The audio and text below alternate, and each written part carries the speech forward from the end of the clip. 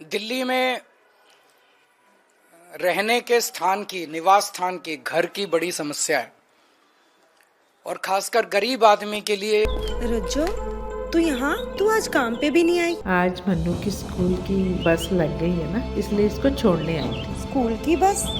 पर तेरा मनु तो सरकारी स्कूल में पढ़ता है ना? हाँ जी दीदी, अब सरकारी स्कूलों में 200 बसें चल पड़ेंगी, जिसका फायदा मेरे मन्नू जैसे 10,000 बच्चों को होगा। सरकारी स्कूलों ਨੂੰ भी बहुत शानदार बसां ਅਸੀਂ देवांगे। पहले बैच वास्ते 20,000 बच्चे ਦਾ ਅਸੀਂ प्रबंध कर रहे हैं।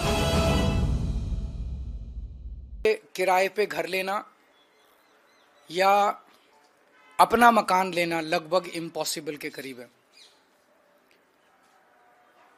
मैं अभी जब अपनी विधानसभा में घूम रहा हूं, बहुत सारे सफाई कर्मचारी आते हैं। सफाई कर्मचारी जब रिटायर हो जाता है, जब तक रिटायर होता है तब तक तो उसे सरकारी निवास मिल जाता है, लेकिन जब रिटायर होता है तो वो लगभग सड़क पे आ जाता है। उसकी इतनी पेंशन नहीं होती कि उसमें वो किराए पे अलग घर ले सके, इतने पैसे नहीं होते उसके पास, सेविंग्स नहीं होती कि एक घर खरीद सके। मैंने कई ऐसे सफाई कर्मचारियों को देखा है जो रिटायरमेंट के बाद झुग्गी में अपना जीवन जीने के लिए, और झुग्गी भी आसान नहीं है बनानी, झुग्गी में अपना जीवन निर्वाह करने के लिए मजबूर हुए हैं। तो आज मैंने प्रधानमंत्री जी को एक खत लिखा है, उसकी एक कॉपी आप लोगों को दे रहे हैं कि दिल्ली के अंदर सरकारी कर्मचारियों के लिए योजना बनाई जाए,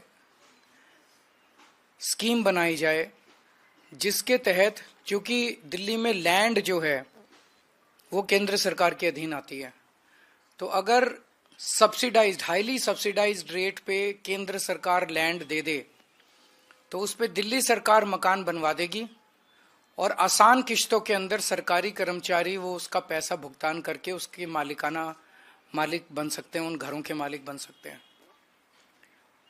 तो मैंने आज उनसे निवेदन किया है कि इसकी शुरुआत हम सभी सफाई कर्मचारियों से कर सकते हैं। इस योजना की एनडीएमसी के सफाई कर्मचारी हैं और नगर निगम के सफाई कर्मचारी हैं, और एनडीएमसी के और दिल्ली नगर निगम के जो सफाई कर्मचारी हैं, इन लोगों से इस योजना की शुरुआत की जाए, जिसके तहत केंद्र सरकार जमीन दे, दिल्ली सरकार उस पर घर बनवा दे और सभी सफाई कर्मचारी आखिरी के अपने कुछ सालों में अपनी तनख्वाह में से उसकी किश्तें कटवा के, और जब तक रिटायर हों तो रिटायरमेंट में उनके लिए एक सम्मानजनक जीवन जीने के लिए घर उन लोगों को मिल जाए।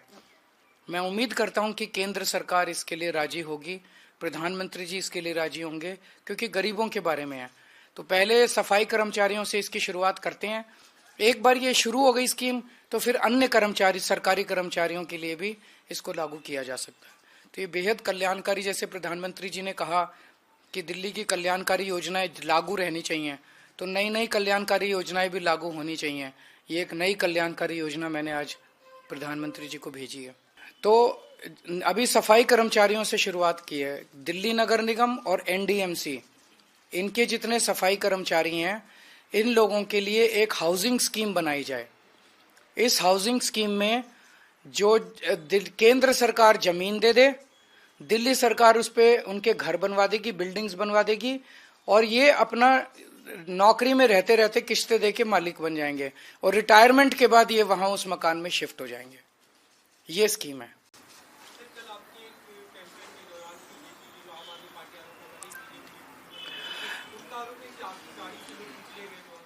देखिए, इस बार हम जिस तरह का कैंपेन देख रहे हैं, दिल्ली के लोगों ने इस तरह का कैंपेन देखा नहीं है। इस तरह की हिंसा आज तक दिल्ली के लोगों ने देखी नहीं है, जिसमें एक पूर्व मुख्यमंत्री के ऊपर कातिलाना हमला करने की कोशिश की जाए। लेकिन मैंने हमेशा कहा है कि मैं देश के लिए, समाज के लिए मेरा जीवन समर्पित है। वो अपने तरीके, वो इसी तरह से, वो हार रहे हैं बुरी तरह से, वो इसी तरह से चुनाव लड़ना जानते हैं, वो इस तरह से अपनी कैंपेनिंग करें। मैं लोगों के काम के लिए, लोगों की योजनाओं के लिए, लोगों के भले के लिए, उनके विकास के लिए योजनाएं ऐलान कर रहा हूं, अपना काम बता रहा हूं। हम उस तरह से अपना कैंपेन कर रहे हैं। लिख के देने दो, वो अभी थोड़े दिन उनको उसमें जीने दो, सपने में जीने दो, कोई हर्ज नहीं है।